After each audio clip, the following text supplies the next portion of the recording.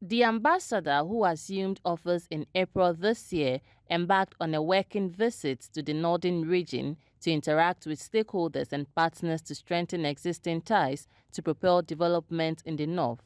Over the years, the region has fallen behind in terms of development, and it has also experienced conflicts which have further deepened the poverty situation.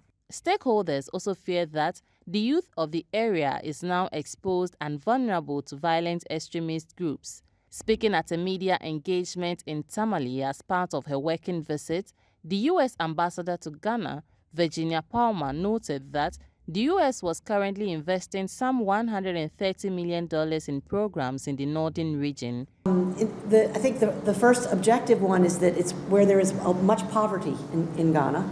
Much poverty, much sort of migration to slums in Accra, with people seeking work because youth, as you raised, don't have jobs right now. The level of stunting, for example, in children under 5, I'm told is 3 times higher here than it is along the coast. So this is probably where our programs can have the most impact. It's challenging to focus, as we are focusing, on the north, because everybody, all my politician friends, want things in their areas. To prevent the spread of violent extremists, communities need to feel that the state is present and is delivering them services in accountable ways. So we work on that. We work on people learning how to keep governments accountable, and then helping the government of Ghana to deliver some of those services. Speaking on Ghana's efforts in countering violent extremism, the ambassador said the U.S. was committed to assisting Ghana in this regard and further expressed satisfaction with the existing initiatives put in place by the Ghanaian government in tackling violent extremism. The government of Ghana recognizes that if the police are not present, or if they run away when they encounter the bad guys, then poor villagers are left to think, what else can I do? So the professionalism of the Ghanaian police is really important. The human rights training for the Ghanaian police and Ghanaian armed forces is extremely important, and we want to support that. Something else that I didn't mention at the top is the Accra Initiative, which was the government of Ghana recognizing that there is an increasing threat from the Sahel. And coastal West African countries, which are stable and democratic, are increasingly vulnerable to attack. And in fact, we've seen that in Togo and Benin and even Cote d'Ivoire in recent days.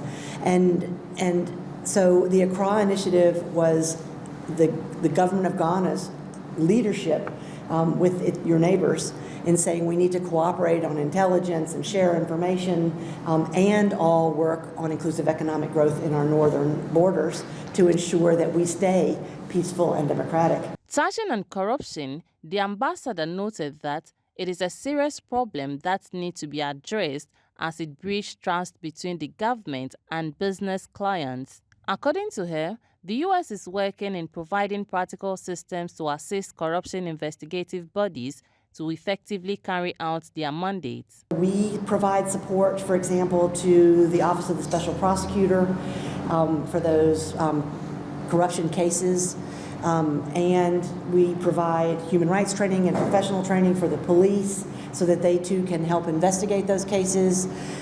We provided some training, it has been discontinued now, to the Ghana Revenue Authority and their investigations department.